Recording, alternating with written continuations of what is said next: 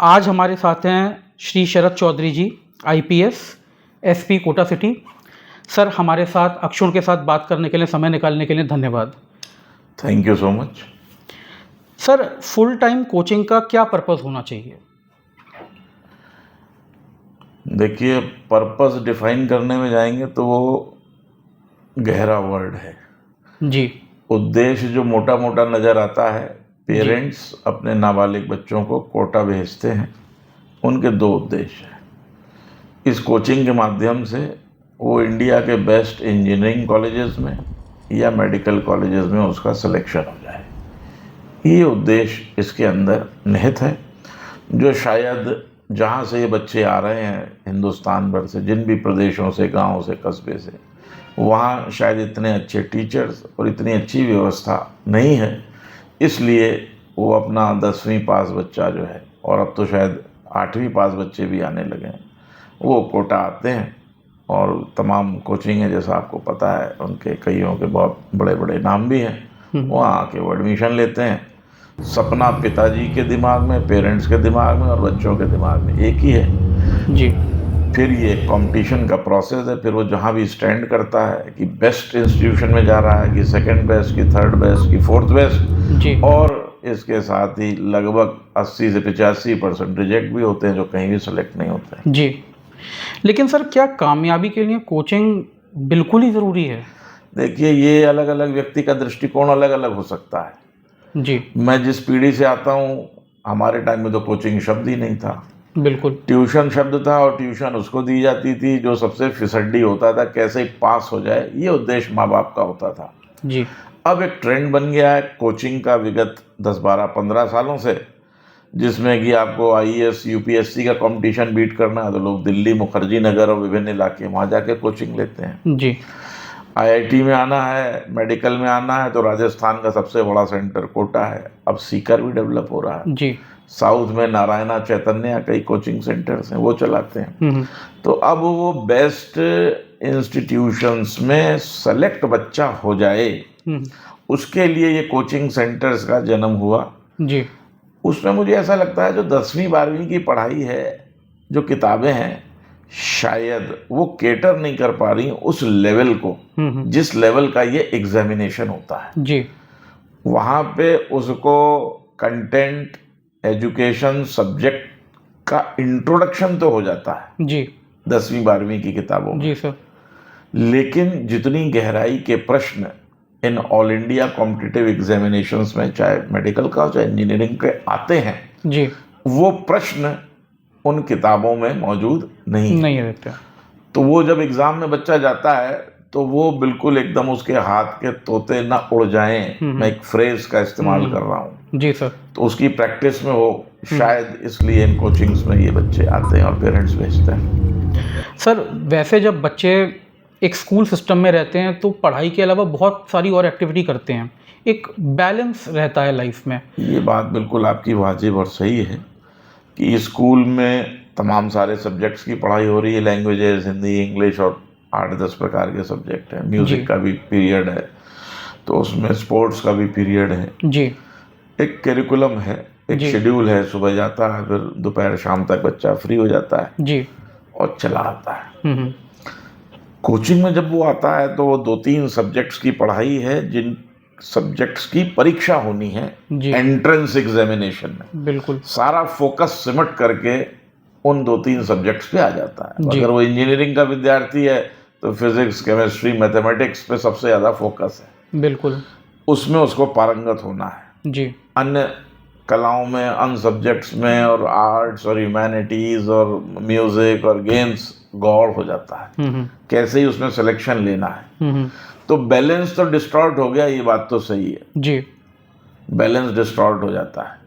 और इससे स्ट्रेस पे क्या असर पड़ता है, क्या मैं कोई एक्सपर्ट साइकोलॉजिस्ट नहीं हूँ, डॉक्टर भी नहीं हूँ, लेकिन कॉमन सेंस से मुझे ऐसा लगता है जी कि प्रकृति में भी जब तक बैलेंस रहता है तो प्रकृति सुखानुभूति देती है। और प्रकृति जब अपने एक्सट्रीम पे आती है, एक्सट्रीम की गर्मी तो कष्टदायक है, एक्सट्रीम की बरसात तो कष्टदायक है, बिल्कुल, तो एक्सट्रीम की ठंडक तो कष्टदायक है जी। किन्हीं कंट्रीज में एक्सट्रीम टेम्परेचर्स हैं, तो वहां पे उससे कैसे निपटा जाए उसकी बहुत सारी व्यवस्थाएं होती, तब आदमी रह पाता है। रहने को तो वो नॉर्थ पोल और अलास्का और सब जगह रह रहा है, बिल्कुल, लेकिन उनकी व्यवस्था बिल्कुल अलग है। जी, तो बैलेंस ऑफ लाइफ है, बैलेंस ऑफ माइंड है, बैलेंस ऑफ बॉडी है, बैलेंस ऑफ नेचर है, तो जीवन आसान होता है। जी, तो मुझे ऐसा लगता है, मेरा कॉमन सेंस ये कहता है कि यदि एक्सट्रीम कंडीशंस डेली वर्किंग की हो जाएंगी जी, तो निश्चित रूप से वो मेंटल फैकल्टी को इफेक्ट करेंगी, और ये हो सकता है फिर एंजाइटी, डिप्रेशन और इस प्रकार के अन्य कई शब्दावलियों से जो जनित कॉन्सिक्वेंसेस हैं उनको जन्म देंगे।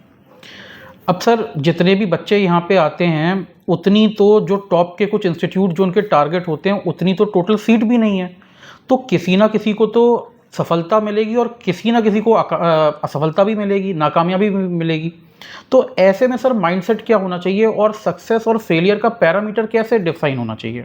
देखिए, मैं तो यही बताना चाहूँगा कि वर्ल्ड की जो दो सबसे बड़ी आज की तारीख में टॉक्ड अबाउट कंपनीज हैं, माइक्रोसॉफ्ट और एप्पल जी, उनके जो रचयिता हैं, सीईओ हैं, मालिक हैं, जो भी शब्दावली आप इस्तेमाल करें, they are college dropouts, right sir, they were not toppers कि उन्होंने, they were toppers of their field और फिर इतना बड़ा कुछ उन्होंने एम्पायर खड़ा कर दिया। जी, मुझे ऐसा लगता है सफलता, असफलता, फेलियर, सक्सेस के पैमाने थोड़े डिस्टॉर्टेड हो गए हैं। जी, सफलता यहाँ पे अगर कोटा के संदर्भ में बच्चा आ रहा है और इंजीनियरिंग का है तो आईआईटी में सिलेक्शन चाहिए, आईआईटी में भी कंप्यूटर साइंस चाहिए, इस प्रकार का कुछ।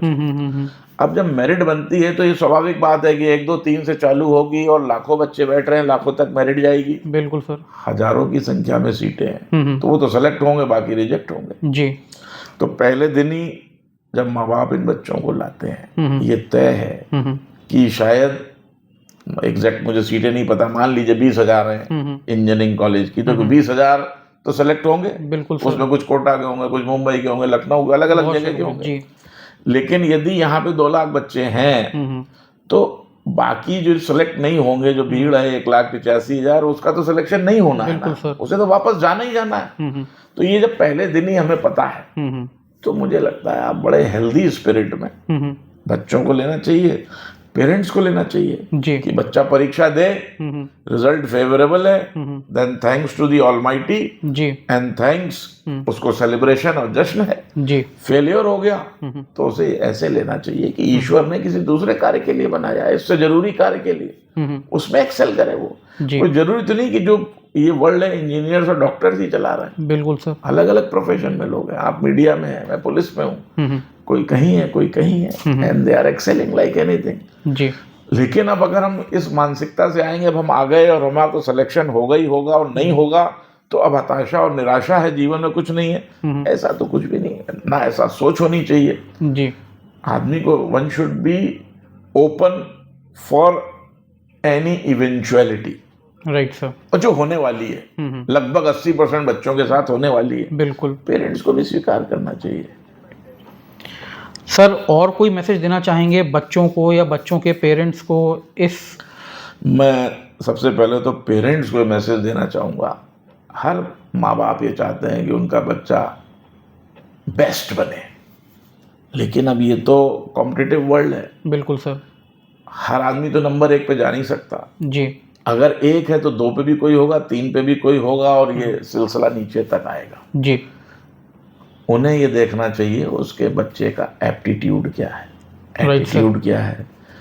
अपनी चीजें नहीं थोपनी चाहिए, तुझे इंजीनियर बनना है, डॉक्टर बनना है, बच्चा चाहता है जी, तो भेजे, चाहे कोटा या हिंदुस्तान के किसी और सेंटर में, जहां भी भेजना।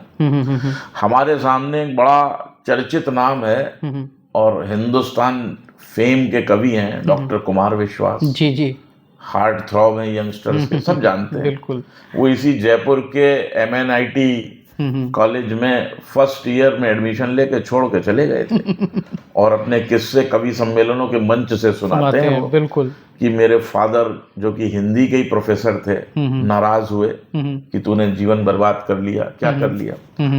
आज वो इतना सशक्त हस्ताक्षर हैं हिंदी कविता के, शायद इंजीनियरिंग पूरी भी कर लेते तो हर साल 400-500 बच्चे इंजीनियर पास आउट होते होंगे ना MNIT से। जी जी। किसी का इतना नाम नहीं है, शोहरत नहीं है, उनके पास इतना फेम नहीं है, पैसा नहीं है, इज्जत नहीं है जितनी डॉक्टर कुमार विश्वास के पास है। बिल्कुल सर। उनका कन्विक्शन था, उन्होंने कहा जी मुझे जो कुछ भी करना है हिंदी साहित्य में करना है। वो सफलता उससे नहीं तोल रहे थे कि मैं हिंदी साहित्य से BA करूंगा, MA करूंगा, कितने की नौकरी मिलेगी, नहीं मिलेगी, कितने का पैकेज होगा। मेरा रुझान है, मेरा अंतर्मन उसमें निहित है, तो मैं वो करूंगा। किया तो नए मापदंड स्थापित कर दिए हिंदी की कविताओं के मंचों पर। अब लोग उनकी नकलें कर रहे हैं, उदाहरण गढ़ रहे हैं जी। इसके माध्यम से मैंने ये बताने का प्रयास किया कि बच्चा और बच्चे के पेरेंट्स ये देखें, अगर बच्चे में कोई हुनर आर्ट्स का है तो उसे आर्टिस्ट बनाए जी। वो बेस्ट। मैं फिर कोट कर रहा हूँ, कुमार विश्वास साहब कहते हैं कि अच्छा कवि बनो, अच्छा आर्टिस्ट बनो, अच्छे म्यूजिशियन बनो, बजाय इसके कि खराब इंजीनियर, खराब डॉक्टर बन जाओ जबरदस्ती बनने से। जी। तो life is full of opportunities. ईश्वर कब आपको अपॉर्चुनिटी देगा पता नहीं है, लेकिन जो आप करना चाहते हैं मन से वो करेंगे तो बेस्ट रिजल्ट्स आएंगे, इसमें कोई दो राय नहीं है। तो पेरेंट्स थोड़ा सा ये देखें कि बच्चा चाहता क्या है, जो चाहता है उस दिशा में वो उतनी ही डबल मेहनत करेगा तो शायद डबल रिजल्ट्स देगा। बच्चों से मैं कहना चाहता हूँ, आपकी अभी बहुत कम उम्र है, आपका ब्रेन ग्रे मेटल भी पूरी तरह से मैच्योर नहीं हुआ है। आप एक पहली परीक्षा है, कोई IIT और मेडिकल की देने के लिए आ रहे हैं जी। आपकी मेहनत सफल होती है तो आप बधाई के पात्र हैं जी। आपके गुरुजन बधाई के पात्र हैं। ईश्वरीय अनुकंपा हुई और आप सेलेक्ट हो गए। नहीं हो रहे हैं तो उससे बेहतर करने के लिए बहुत सारी चीजें पड़ी हैं। उसमें ना तो हताश होने की आवश्यकता है, ना निराश होने की आवश्यकता है। आप कतई मत हो और उससे बेहतर कुछ और करिए जी, कहीं दूसरी जगह जाइए। और ये तो बहुत ही बुरा शब्द इस्तेमाल करूं मैं, पीड़ादायक है कि आप कुछ बच्चे आत्महत्या करने के लिए प्रेरित हो जाते हैं। जी जी जी। ईश्वर ने ये जीवन हमें दिया है। हिंदू मानसिकता में और परंपरा में है, ये जीवन चक्र है जी, जन्म मृत्यु का चलता रहता है जी।